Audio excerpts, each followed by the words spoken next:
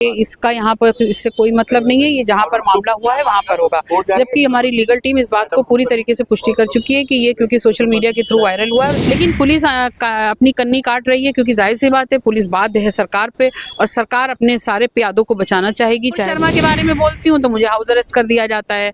आइलम मोहम्मद वाले में देखिए किस तरीके से बदतमीजी है कि उसमें मुझे हाउस अरेस्ट कर दिया। तो ये बहुत बार का इनका मामला है, लेकिन घटिया और बेतुका आदमी है वो। उसने जिस तरीके की बयानबाजी की है और उत्तर प्रदेश के मुख्यमंत्री ने उसके घर की सीमाओं को सुरक्षित करा दिया है पुलिस के थ्रू। जमाने में गृह मंत्री कहते थे हम 1 इंच भी पीछे नहीं हटेंगे, हमने कहा था हम 1 मिलीमीटर पीछे नहीं हटेंगे और ना हटे हम। बिहार के मुख्यमंत्री नीतीश कुमार ने जो है एक कार्यक्रम में एक महिला का हिजाब खींचा था। ये मामला जो है लगातार तूल पकड़ रहा है। उसके बाद जो है उत्तर प्रदेश सरकार में जो है मंत्री जो है संजय निषाद ने जो है इस पूरे मामले को आग में घी डालने का काम कर दिया। सुमैया राणा जी हैं राष्ट्रीय प्रवक्ता समाजवादी पार्टी की। इन्होंने 3 दिन पहले जो है हजरतगंज कोतवाली में जो है मुख्यमंत्री नीतीश कुमार को लेकर जो है तहरीर दी थी। इनसे जानने की कोशिश करेंगे।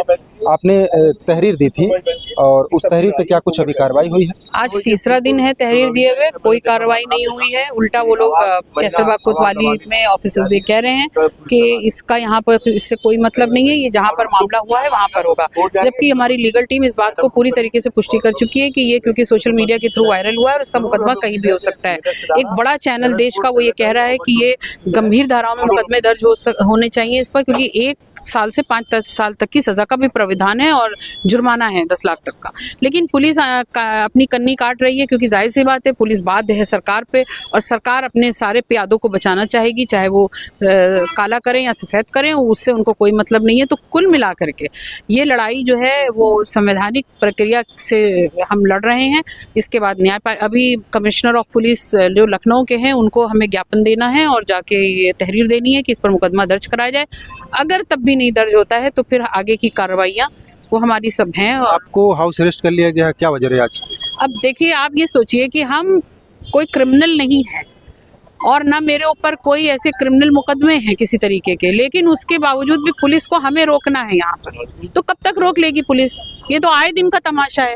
हाथरस में बच्ची को रातों रात दलित बच्ची को पेट्रोल डाल के जला दिया गया था, मुझे यहाँ हाउस अरेस्ट कर दिया गया। लखीमपुर में किसानों के ऊपर गाड़ी चढ़ जाती है, मुझे यहाँ हाउस अरेस्ट कर दिया जाता है। वक्फ के मामले में मैं बोलती हूँ तो हाउस अरेस्ट कर दिया जाता है। नुपुर शर्मा के बारे में बोलती हूँ तो मुझे हाउस अरेस्ट कर दिया जाता है। आइलम मोहम्मद वाले में देखिए किस तरीके से बदतमीजी है कि उसमें मुझे हाउस अरेस्ट कर दिया। तो ये बहुत बार का इनका मामला है, लेकिन अब ये लड़ाई क्योंकि ये किसी एक दल की नहीं है, ये किसी एक पर्टिकुलर एरिया की नहीं है, ये एक ऐसी लड़ाई है जो महिला सशक्तिकरण का अब मिसाल बताएगी उनको कि महिलाएं क्या कर सकती हैं।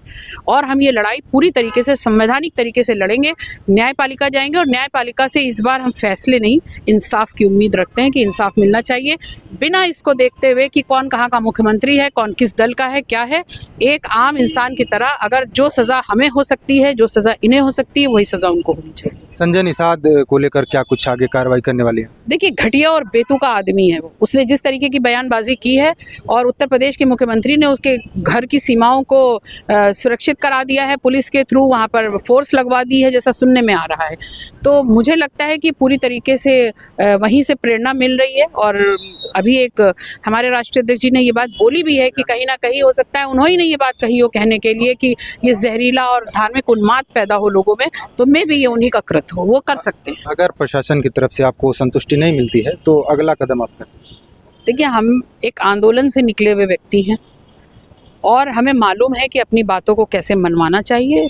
एक ज़माने में गृह मंत्री कहते थे हम 1 इंच भी पीछे नहीं हटेंगे, हमने कहा था हम 1 मिलीमीटर पीछे नहीं हटेंगे और ना हटे हम। अब आप भले एनआरसी को एसआईआर की तरीके से लेकर के आ गए वो अलग बात है, लेकिन आपको एनआरसी नहीं लागू करने दी हम लोगों ने। आज भी वो जिस देश की महिलाएं, ये देश बेगम हजरत महल का है, ये देश रज़िया सुल्ताना का है, ये देश अहिल्याबाई का है, झांसी की रानी का है, हमें मालूम है। ये देश इंदिरा गांधी का है, हमें मालूम है कि हम किस तरीके से अपनी लड़ाई लड़ सकते हैं और हम लड़ेंगे। बिल्कुल, ये थी समाजवादी पार्टी की राष्ट्रीय प्रवक्ता सुमैया राणा जी, जिनका साफ तौर पर कहना है। इन्होंने 3 दिन पहले जो है हजरतगंज कोतवाली में जो है बिहार के मुख्यमंत्री नीतीश कुमार के खिलाफ जो है तहरीर दी थी और आज जो है ये कमिश्नर ऑफिस जा रही थी तहरीर देने के लिए संजय निषाद और नीतीश कुमार दोनों लोगों के खिलाफ, लेकिन इनको यहाँ पर जो है हाउस अरेस्ट कर लिया गया। अभी ये इनका कहना है कि अगर प्रशासन की तरफ से इनको कोई संतुष्टि नहीं मिलती है तो अगला कदम ये कोर्ट की तरफ अपना रुख करेंगे। Asif Khan, news for nation, Lucknow.